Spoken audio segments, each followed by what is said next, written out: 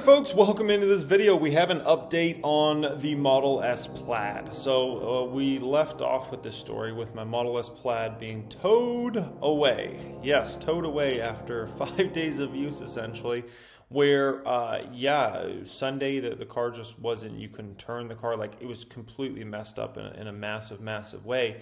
And everything looked perfectly fine with the car as far as obviously the exterior is like nothing noticeable at all, and just like the whole system was kind of just a mess.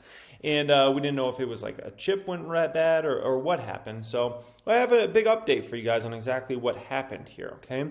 Now, so I got a message yesterday. So essentially Sunday night, the car got towed away. Monday, they didn't get to work on the car. It says, "Good afternoon, Kai with Tesla here. As we finish day one of service, your vehicle is still in queue to be seen by a technician. We are distributing work orders first come, first serve basis. We anticipate the work on your vehicle to start tomorrow.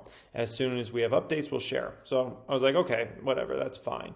So here today, obviously, there's something happened essentially. So cost estimate, $412.50. So first off, I wasn't expecting to have to pay any money out of my pocket. I mean, I've had this car for about 5 days roughly. So I was really surprised that I would personally have to pay money for anything to get fixed in this car, considering like it has like 500 miles on it or whatever, right?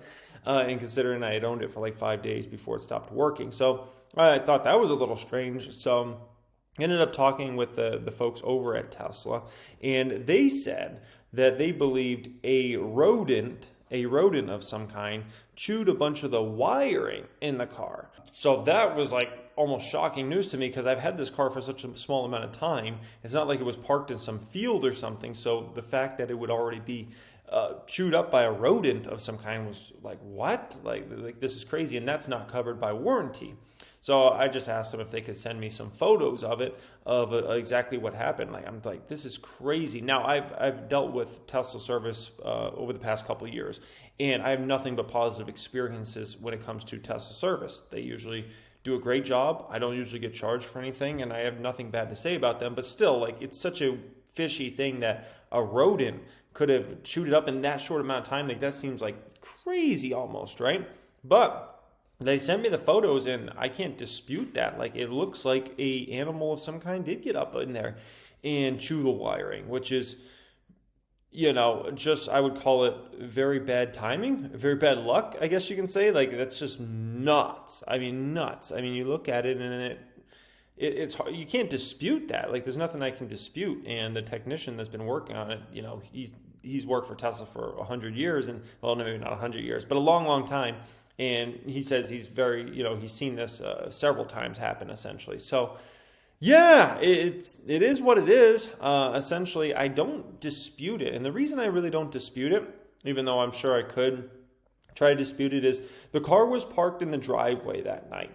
And I have, at this Arizona house we're staying at, I have in the past, back in the wintertime, there were some sort of moles or rats or something that were digging under the rocks, under the wall and stuff. So the fact is, I have seen rodents at this house of some kind, right? Never in the house, never in the garage, but on the exterior of the house, they exist. And so I'm going to take Tesla's word for it that it is essentially my fault, which is unfortunate. I parked the car in the driveway that night, and it's not out of the realm of possibility that happened. And I didn't have the Sentry camera set up at that time, and also I don't even know if something that small would have got picked up by the Sentry cameras either. So it is what it is. The car is fixed now. It's ready to be picked up, so I'll have somebody pick it up tomorrow, and then should have it back in my hands, and hopefully everything's good. But yeah, let this be a lesson and warning for folks out there parking your car outside. You never know, one of these things could get in there, and you know, is what it is. Like I said, I've had nothing but great experiences with Tesla service over the past 2 years, so I'm not gonna fight them on this. You know, I'll just pay the invoice, and it is what it is. So anyways, guys, just want to update you on that for full transparency. Much love as always, and peace.